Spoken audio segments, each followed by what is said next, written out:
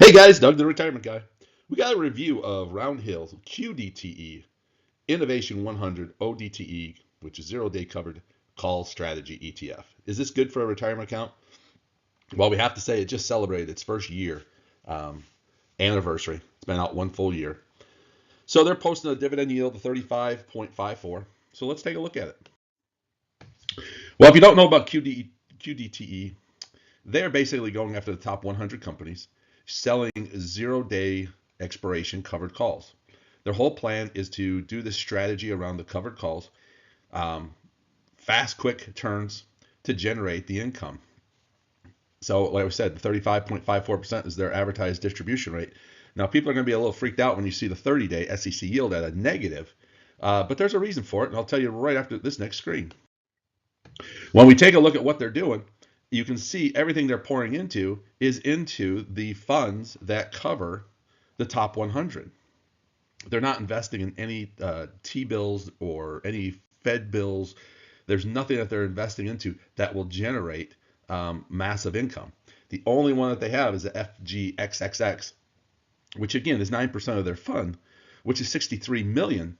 But again, those funds are very, very low paying because if you look at it, it's 12/1 of 2031, so it's 6 years out.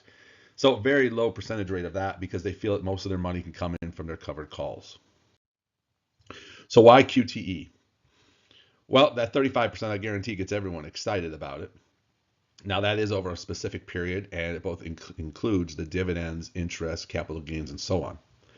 I explained that negative 30-day SEC yield because most of the companies where this gets a little mixed on is if they're doing a lot of interest coming in, they'll show that they have regular steady income that you don't have or can report steady income from doing options trading. This fund does offer, one of the new things is that weekly dividend. And that's always nice to have a weekly dividend that you can reinvest the potential, which is doing the drip or take your dividends and buy more shares. But like here on the channel, we like the regular cash flow. We get bills in on a regular basis and we get our money in on a regular time. This fund has been out since March 7th of 2024. Basically, we have 1 year. So if we take a look at the returns, QDT is realistically at negative 12.23 in the first month. They're down 14.57 for 6 months. Year to date down 11.19 and 1 year down 23.53. So right off the bat, we're probably all going to say the same thing, that this fund is not worth putting any money into it. It's not there for return purposes. So what we decided to do is we're going to put this into our $10,000 investment. So if we did this a year ago when the fund first came out at 46.44, $10,000 invested into it, we would basically get 215 shares of stock. A year later, that stock has dropped $10 to basically a negative $2,116 or 21.16%. So the numbers previous show really right on that you're not making any value off of your money. The dividends. I do it this way because of the weekly payouts, and they've done a great job every week paying out funds, paying out some numbers. They got up to almost 82 cents is the record. Had that for 2 weeks where they were in the 80s. They've had some, then they dropped down to the 50s, but overall they're getting about a 25-cent dividend each and every week.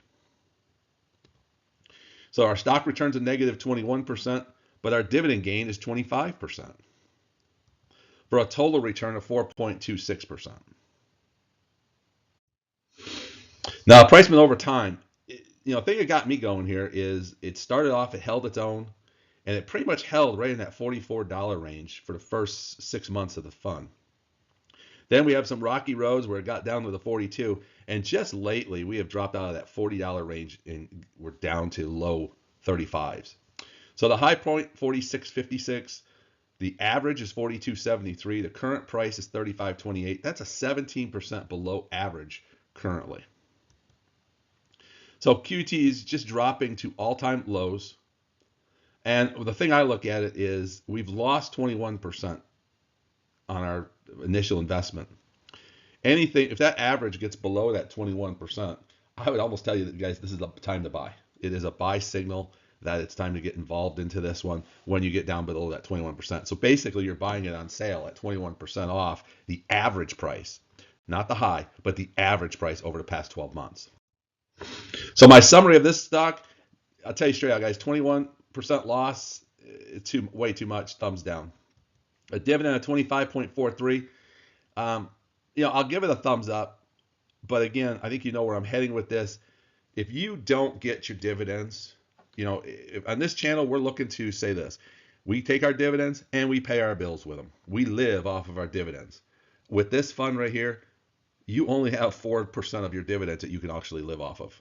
And with that, there's many, many other funds out there that we can put money into and live off of on a regular basis. So I give you a no on the stock return as well. So is this good for a retirement account? And the answer is definitely no. The dividend at 25.47 is going to say it's a great number, but when you add in your NAV, when you lose your loss of 21.16, man, you are only gaining 4% total. I have basically regular savings accounts. I have high interest Fidelity savings accounts that are paying me 4.4, 4.5%. I might as well put the money into that and be more money ahead. You have to use too much of your dividends to cover the losses of this, so we put this as a hold. But I will tell you this, don't be afraid that if that negative 17% that price drops a little bit more down to that negative 21%, the only thing I can tell you that is going to end up being a buy, and get involved into it if you want weekly dividends.